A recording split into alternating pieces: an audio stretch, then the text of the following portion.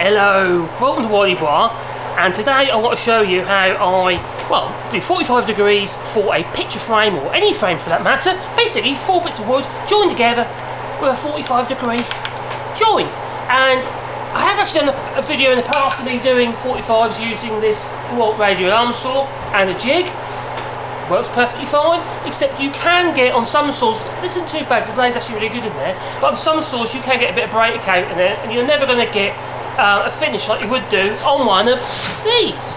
So what I'm going to do is, because this is actually a mitre trimmer, it's not a full guillotine like you see in the picture framers, it's a mitre trimmer. So the idea is you cut your rough mitre hair and then you do your fine mitre hair. So that's what we're going to do. So first of all, I'm going to prepare my bits of wood. Now, I say that, I've kind of already prepared them enough to suit me, but they're not actually, because they're scraps of tin, I just took out the bucket. Down there. And so they're not perfectly true, to be fair. They have a little bit of a bow in them, and they're not perfect. So you're not going to get 100% perfect with timber that isn't perfect in the first place. You need to true it up using your, maybe your Stanley Bailey number 7 or something like that, and truing it all up, making sure it's perfect. Oh, and obviously a square of some description, either, or winding sticks, or whatever you're going to use. Now, for this video, all I want to do is just show you how I'm going to put my miters on. So that's how we're going to do it. Now, this is a little tiny picture frame. Well, it's not even a picture frame, this is a tiny little frame. Looks like a xylophone.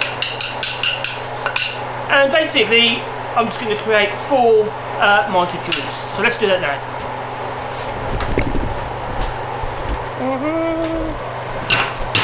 Right, so first of all, to prepare my wood, I'm actually going to cheat a little bit. I'm going to say, okay, I know my measurements, I know how long or big or square this frame is going to be, and all I'm going to do is wing it. So I'm going to first of all use some double-sided tape. Not quite like that, let's put it on a bit better than that, shall we? Let's get rid of that. Now, if you want to use some double-sided tape for it, this is a little trick, and it's actually really, really helpful. If you want to make sure that your timber, or your pieces, or your components are exactly the same length. Yeah? This is the idea. So what I'm going to do is remove the backing off there, it's like Blue Peter style. Oh, if you're in the USA, you might not know what Blue Peter is. It was a children's TV programme where they used to make rubbish out of nothing. Egg boxes and stuff. Right, so I've got my little bits of double-sided sticky tape on there. I'm going to plonk that on there. Now, if you think, why am I doing that for? You will see. Alright, so effectively I'll join these 2 bits of wood. It's very temporary, obviously. You know, it's not going to be a permanent joint, is it? I don't think so. So, now what I'm going to do is we're going to go over here and we're going to cut these pieces to length. And by doing it this way, what we have is every single piece will be exactly the same size. Or there'll be 2 pairs of exactly the same size, because I'm going to have to cut 4 bits out of these 2 bits of wood. So 4 bits in total, so each bit would effectively be cut in half. So let's do that now. Hope you don't mind me doing this without editing, because I keep doing that recently. I don't have much time, I'm really busy. They're good, well, not good, they're stuck together with double-sided sticky tape, they're quite solid. So I'm going to cut one end, like that, and I'm going to do the same on the other end.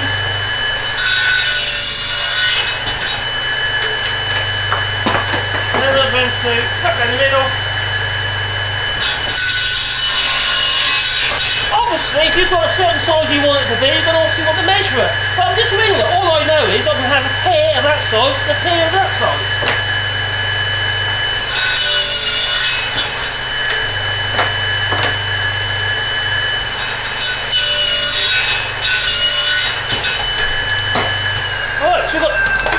Of each size, and as you can see, one's slightly longer than the other, only by a little bit.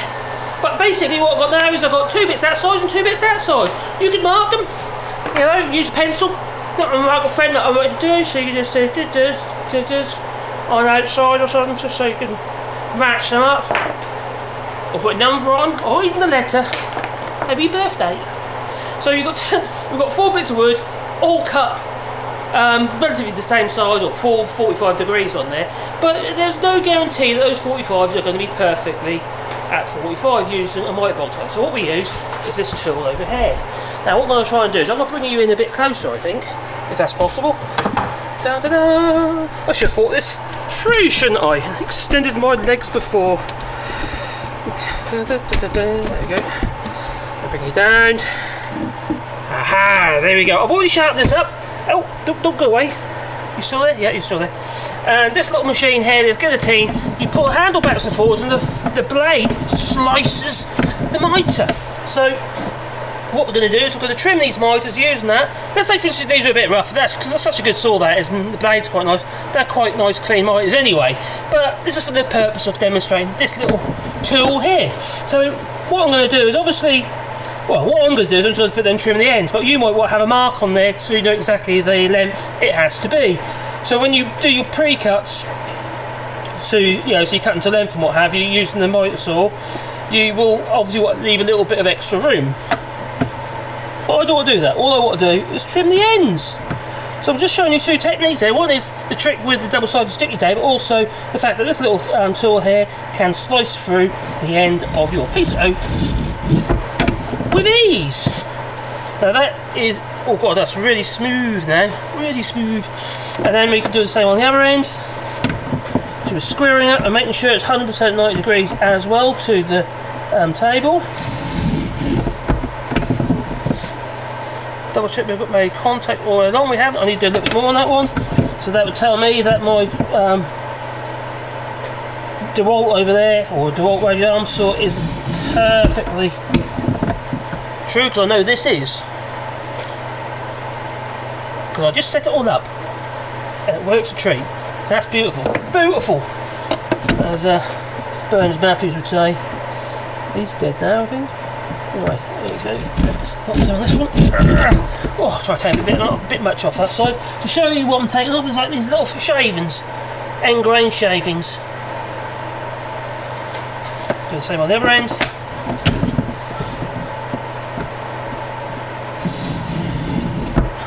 You can hear it when it's slicing all the way through. You can be pretty certain it's actually made contact through the whole duration of the cut. Now, these blades here are very sharp. Be careful if you do get one of these machines that you don't slice your fingers. I cut my finger earlier on it, and it wasn't even there. It was just in this. Oh, you can see the blood.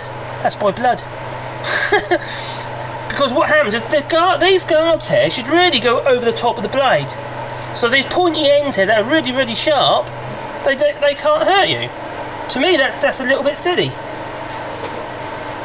So now what we got? We've got these 4 bits of wood now. It looks like 2, but it's actually 4 bits of wood ready to be mitered. So let's bring you back down over here, and I'll show you how good it is. Right, but first of all, we've got to separate them. So you can peel that off and get rid of that. It's quite a good technique though. Works really well. Just cheapy double-sided sticky tape. You know, really does the trick. Works really, really well. So we've got 4 bits of wood and 2 of one size, like those there, and 2 of this size, like those there. And hopefully, touch wood, my miters are perfect. Now remember what I said earlier about this wood isn't in perfect true, because that I do know. You can see how nice that miter is there. It's lovely and tight there. Now you obviously want now I would say that ain't going to be perfect like that. Look, there's a slight amount of gap in the middle. So I probably need to set my machine up a little bit more.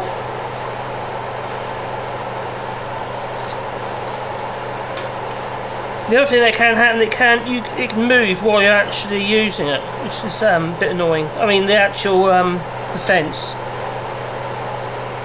So that does need a little bit of tweaking, which can be done. In fact, I'll quickly just do that now. Just going on there, so that needs a bit of tweaking.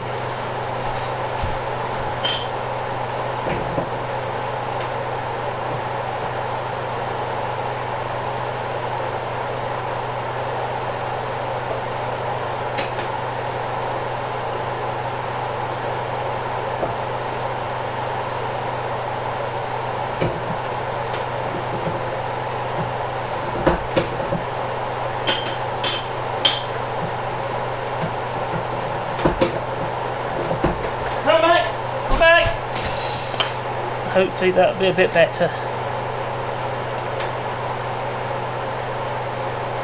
There you go. That's pretty good. That's not bad. You know, you could tweak it a bit more, but I think that's pretty darn good, really. So all you need now is obviously a framing clamp or some description, so you can pull the corners in and tighten it all up.